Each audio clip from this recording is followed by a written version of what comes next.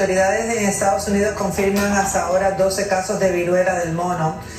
Y vamos a hablar de este tema, nos toca porque tenemos que informarnos, no hay que crear una alarma porque entonces ya sabemos que las noticias van a estar hablando de caso por caso que va aumentando todos los días.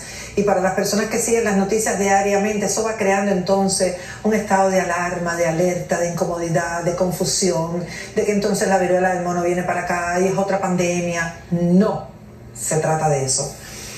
Funcionarios de salud en todo el mundo se mantienen en alerta debido a más de 100 casos sospechosos o confirmados de viruela del mono que han aparecido en países donde la enfermedad no suele ocurrir.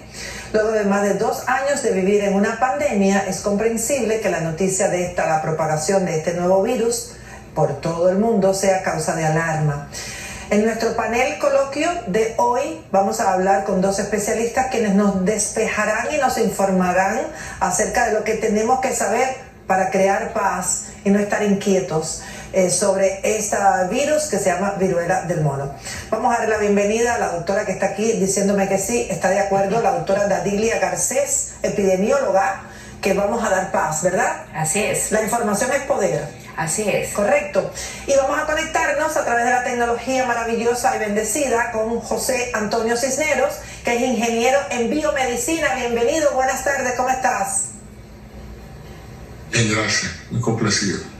Me alegro que esté con nosotros. Doctora, voy a comenzar con usted. ¿Qué cosa es la viruela del mono?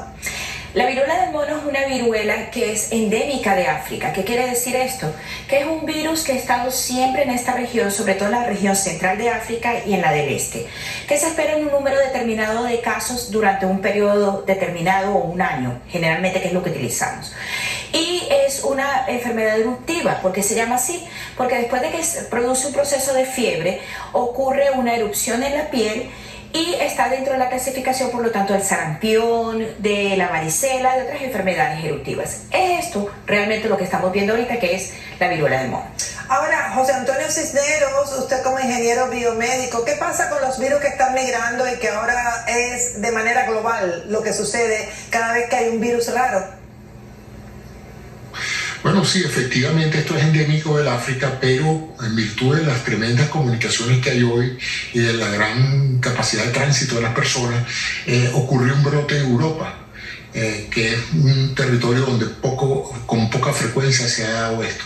Hay que recordar que en Estados Unidos en el año 2003 hubo un brote que afectó a 47 casos acá por la importación de unos animales salvajes de caña, porque esto es un virus que es conocido y amplio en el mundo animal entre roedores y monos, por eso se llama la viruela del mono, porque fue originalmente descrita en el año 58 y en el año 70 se descubrió por primera vez su salto a humanos. Desde ese momento se ha venido localizando en África porque no es una virosis tan contagiosa como la otra virosis respiratoria, como en el caso del COVID.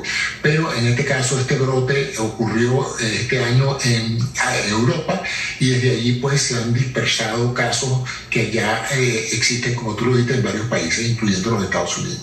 Ahora, doctora Dadilia, nosotros realmente deberíamos preocuparnos porque tenemos que entender cómo es el contagio, porque entiendo, y usted me rectifica, porque no es mi especialidad, que no se produce de persona a persona, hay que estar en contacto con algún tipo de animal, pero lo que no entiendo es, y estoy segura que los televidentes tampoco, porque están aumentando los casos.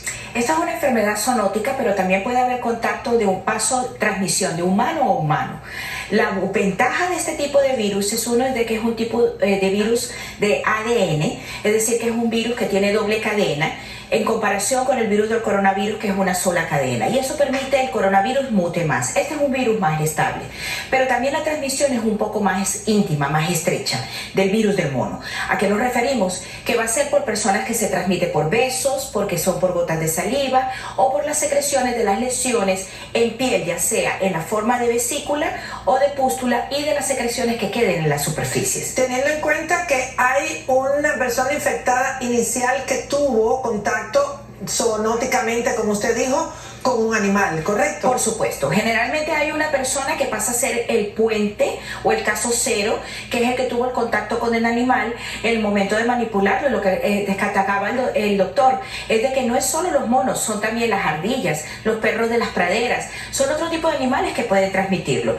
Y de allí empieza la transmisión humana. Lo que es importante destacar, y para no crear el pánico que hablamos inicialmente, es de que la tasa de transmisión es de 1 a 1. No es como el sarampión, por ejemplo, que una persona infectada de transmisión de sarampión puede enfermar hasta 15 personas. O como pasa con el coronavirus. Que tenemos una tasa de acuerdo a cada variante que puede ser de 10 a 12 personas. Así que esta es de 1 a 1 y es por eso que hemos visto que los casos han ido aumentando, pero de una manera muy lenta y muy gradual. Ahora, José Antonio, ¿tenemos que preocuparnos o solamente ocuparnos con estar informados? ¿Y hay algunas medidas que nosotros tenemos que tomar? No me lo responda ahora, enseguida regresamos.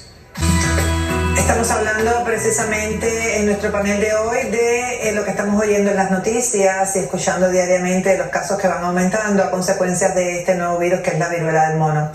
Y precisamente se conceptualiza como un virus que se origina en animales salvajes y se transmite a humanos, que es el caso cero, como dijo la doctora Dadila Garcés, que está aquí con nosotros, y también se puede transmitir de persona a persona. La doctora Dadilia aclaró precisamente que aunque, y la tenemos aquí en nuestra sala en Buena Vida, que aunque es un virus que se transmite 1 a 1, hay menor riesgo de que haya una pandemia. Vamos con la pregunta que dejamos en el aire. José Antonio Cisneros, especialista en biomedicina, bienvenido. ¿Tenemos que preocuparnos? ¿Hay algo que podamos hacer? No tenemos que preocuparnos porque por ahora no hay evidencia de que el virus haya mutado a una forma muy diferente a la ya conocida. Es un virus de difícil, digamos, no es fácil infectarse de persona a persona, hay que entrar en contacto con los fluidos de esa persona, saliva, sangre, sudor, etc. Y lo que llama la atención es que muchos de los casos no han estado vinculados con ningún viaje al África, que es donde este virus es endémico.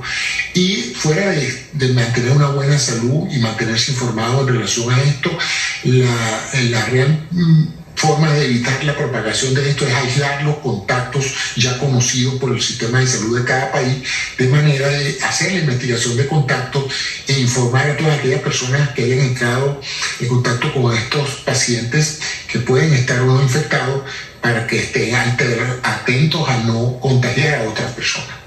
O sea, gracias doctor, en comparación con la epidemia, que después fue pandemia, COVID-19, no hay nada que preocuparse, doctora Dadilia, ¿verdad? Porque yo creo que estamos como traumados, que todavía hay muchas personas con COVID en nuestra comunidad, han aumentado los casos, ya a veces no se sabe qué variante es, si es Delta u Omicron, pensamos que Delta se ha ido y no, hay muchos casos de pacientes que tienen la sintomatología todavía de pérdida del olfato, pérdida del paladar en las comidas con la variante Delta. No tienen nada que ver una cosa con la otra, ¿verdad? Quiero que dejemos esto claro. No, estos son virus completamente diferentes y con comportamientos muy diferentes. Aquí lo importante que hay que destacar es de que el aislamiento es importante, como mencionó el doctor. Del paciente en cuestión. Del paciente en cuestión y la cuarentena de los contactos. Inclusive hay países como Bélgica que han recomendado que los contactos de estos pacientes estén en cuarentena por 21 días para evitar la propagación. O sea, esto quiere decir que si hay un paciente que ha sido diagnosticado con la viruela del mono, hay que aislarlo y sus contactos, las personas que conviven con él o han tenido algún intercambio de fluidos con él, mencionamos anteriormente, saliva, sudor, lágrimas, contactos fluidos en cualquier área del cuerpo, esas personas también deben estar 40 días afuera. Sí. Esa es Porque el periodo de incubación. 21. Perdón, ¿qué dice doctor? No, que el periodo de incubación es de aproximadamente 2 semanas. La enfermedad rara vez es mortal, aunque tiene una mortalidad variable de 2 a 3%, pero muchos casos se resuelven en menos de un mes con tratamiento sintomático, y también hay recursos antivirales que se están explorando para tratamiento directo a la replicación viral. Doctora Dadilia, ¿es mortal la enfermedad?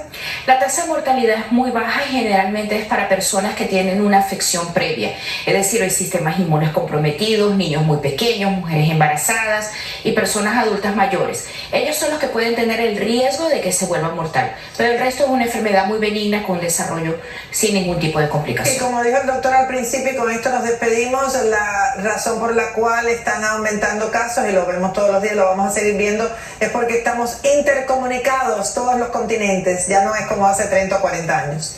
No hay nada que preocuparse. Gracias, doctor José Antonio, por estar con nosotros. Gracias, doctora Dadilia. Vamos ahora a darle la bienvenida a un tema que me encanta porque puede aliviarle a usted sus dolores.